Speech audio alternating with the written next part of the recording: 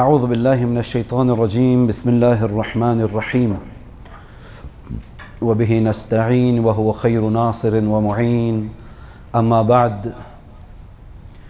اللہم صل علی محمد وآل محمد اللہم صل علی محمد وآل محمد. عقائدی موضوعات پہ اکثر و بیشتر بحث نہیں ہوتی ہے. خاص طور پر ہم پاکستان میں یا انڈیا میں دیکھتے ہیں ممبر کے اوپر بھی جب گفتگو ہوتی ہے یا حتی مساجد میں بھی جب گفتگو ہوتی ہے تو ہماری عقائدی گفتگو امامت تک ہی محدود رہتی ہے. اس سے آگے بڑھ کر نبوت شاید بہت کم لوگ ہیں جو نبوت کے بارے میں گفتگو کرتے ہیں. ہمارے قدیم جو خطبات تھے، علماء تھے، وہ نبوت کے بارے میں بھی اچھی گفتگو کرتے تھے، لیکن توحید کے بارے میں جو ہے وہ ہمارے ممبروں سے بہت کم گفتگو ہوتی ہے. کتابوں کے اندر موجود ہیں، خاص لوگ جو پڑھنا چاہتے ہیں وہ پڑھ لیتے ہیں، اور وہ لوگ جو علماء کے ساتھ اکثر و بیشتر ان کا تعلق رہتا ہے یا وہ لوگ کہ جو اکثر و بیشتر کتابوں کا مطالعہ کرتے ہیں انہیں ان دقائق کا علم ہوتا ہے، یا وہ لوگ جو خود طالب علم ہیں، دینی طالب علم، وہ ان مسائل کو پڑھتے ہیں، توحیدی مسائل کو پڑھتے ہیں اور اپنا جو نظریہ ہے، اپنا جو عقیدہ ہے اس کے بارے میں ان کے پاس علم حاصل ہوتا ہے. لیکن عوام الناس اور بالخصوص سوشل میڈیا کے اوپر بھی جب ہم دیکھتے ہیں تو توحید اور توحید سے متصل جو مسائل ہیں ان کے بارے میں کوئی خاص مواد شیعوں اہل تشیع کی طرف سے موجود نہیں ہے. اہل سنت نے ظاہر سی بات ہے، اور بالخصوص جو وہابی ہیں وہ اس موضوع کو زیادہ زور دیتے ہیں، موضوع پر زیادہ زور دیتے ہیں، اور ان کے ہاں چونکہ ہر چیز شرک ہے تو وہ شرک کے دفاع میں جو ہے وہ، اور توحید کے دفاع میں وہ ہر مقام پر جو ہے وہ بیان کرتے ہوئے نظر آتے ہیں. اور ان کی توحید بھی آسان ہے اور دوسرے کی تکفیر بھی آسان ہے، دوسرے کو مشرک قرار دینا بھی آسان ہے. دو جملوں میں جو ہے وہ شرک کے مسئلے کو حل کر کے اور لوگوں کو بھی اس طرح سے جو ہے وہ سادہ لوگوں کو گمراہ کرتے ہیں.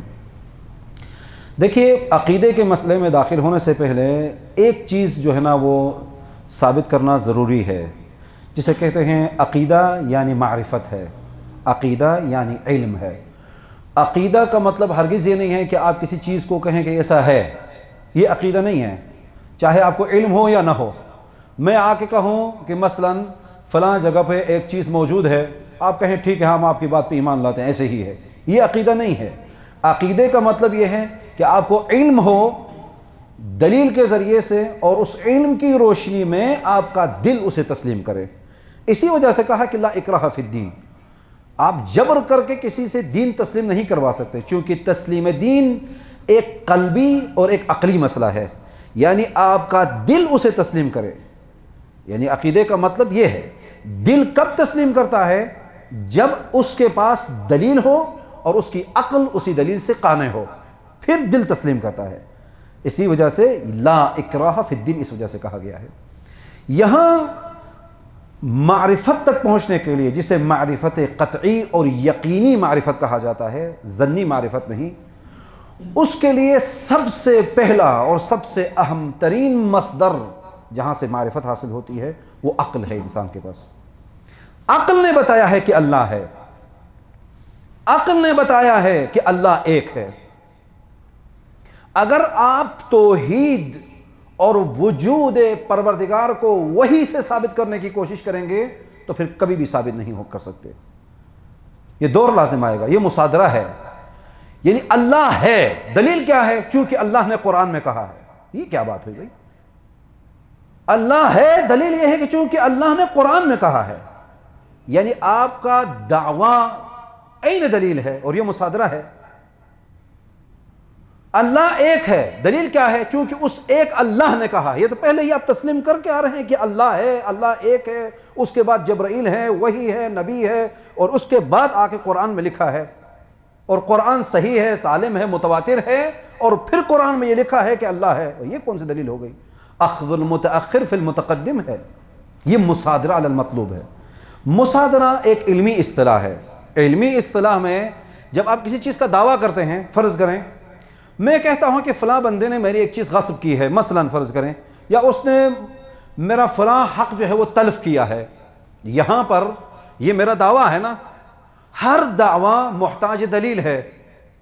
جب آپ قاضی کے پاس جاتے ہیں، کورٹ پہ جاتے ہیں، وہاں کیا کہتے ہیں؟ یہ میرا مدعا ہے، یہ دعویٰ ہے، اور اس کی یہ دلیل ہے، یہ گواہ ہیں، میں پیش کرتا ہوں۔ آپ وہاں قاضی کے سامنے جا کے کہیں کہ زید نے مجھ سے میری گاڑی جو ہے وہ چھین لی ہے، چوری کی ہے، دلیل کیا ہے؟ چونکہ میں کہہ رہا ہوں کہ زید نے جو ہے وہ گاڑی مجھ سے چھین لی، یہ کون سی دلیل ہو گئی؟ اس کو کہتے ہیں مصادرہ۔ یہ ایک علمی اصطلاح ہے، یہ آپ یاد بھی رکھ لیں اور نوٹ بھی کر لیں۔ علمی اصطلاح ہے مصادرہ علی المطلوب۔ یہ باطل ہے، یہ بیوقوف لوگ اس سے تمسک کرتے ہیں، یہ مغالطے کی ایک قسم ہے۔ آپ کہیں کہ اللہ نے کہا ہے بس اللہ ہے، یہ مصادرہ ہے، پہلے یہ ثابت کریں کہ اللہ ہے کہ نہیں۔ لہذا وجود پروردگار اور توحید پروردگار، اور اسی طریقے سے وجود ملائکہ ہو یا وجود وحی ہو یا وجود نبوت ہو، آپ ایک دلیل خارجی سے ثابت کریں جس کا وحی سے کوئی تعلق نہ ہو، پھر اس کے بعد جب وہ ثابت ہو جائے پھر یہ بطور تائید آپ عقل کے لیے وحی سے آپ تمسک کر سکتے ہیں۔ تائید لینا اور ہے، تأسیس مسئلہ اور چیز ہے، تائید مسئلہ اور چیز ہے۔ لہذا جن لوگوں نے شروع ہی میں صدر اسلام کے بعد ہی دیکھا کہ اگر ان لوگوں کی عقل کو آزاد کر دیا جائے، آزاد رکھا جائے، اگر لوگوں نے سوچنا شروع کیا تو ہمارے لیے مسئلہ کھڑا ہو جائے گا، نتیجے کے طور پر ان کی عقل پر پابندی لگا دو۔ انہوں نے کہا ابطال عقل کے قائل ہو گئے، عقل کی بات اصلاً حجت ہی نہیں ہے، عقل جو بھی کہے نا وہ غلط ہے، بس بات ختم ہو گئی۔ جب آپ نے عقل کا دروازہ بند کر دیا پھر اس کے بعد آپ جو بھی کریں بس کرتے رہیں، اب کیا کہہ سکتے ہیں؟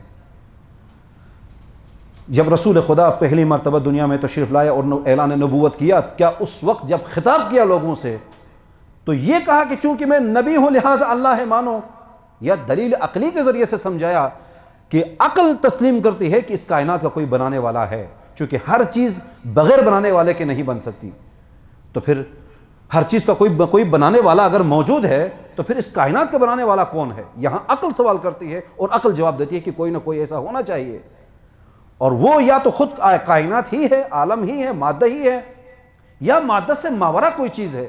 اگر خود مادہ ہے تو پھر مادے کے اندر تو یہ صلاحیت نہیں ہے کہ وہ مادے کو خلق کر سکے، وہ تو خود مخلوق ہے، وہ خود محتاج خلقت ہے۔ بس غیر مادی کوئی چیز ہونی چاہیے، مجرد کوئی چیز ہونی چاہیے، پھر نتیجے کے طور پر جو ہے نا وہ اسے خلق کر سکے، وجود میں لا سکے۔ یہاں پر لا کر مسئلہ جب آپ نے عقل کلی کا دروازہ بند کر دیا تو آپ کے پاس دو چیزیں ہیں، وہ کیا ہے؟ وہی مادہ ہے، مادہ اور مادیات۔ یہ جو حواس جس چیز کو درک کرتے ہیں وہی حواس آپ کے سامنے ہیں، اسی کی حقیقت ہے، اس کے علاوہ کچھ ہے ہی نہیں۔ اس کو کہتے ہیں مادہ پرستی۔ توجہ چاہتا ہوں، یہ بہت عمیق بحث ہے اور ممکن ہے ہماری یہ گفتگو جو ہے اور جلسے تک بھی پہنچ جائے، چونکہ یہ مسئلہ ذرا اس کو کہتے ہیں مبانی کو حل کرنا۔ جب مبانی حل کریں گے تو وہ باقی مسئلے آسان ہو جائیں گے۔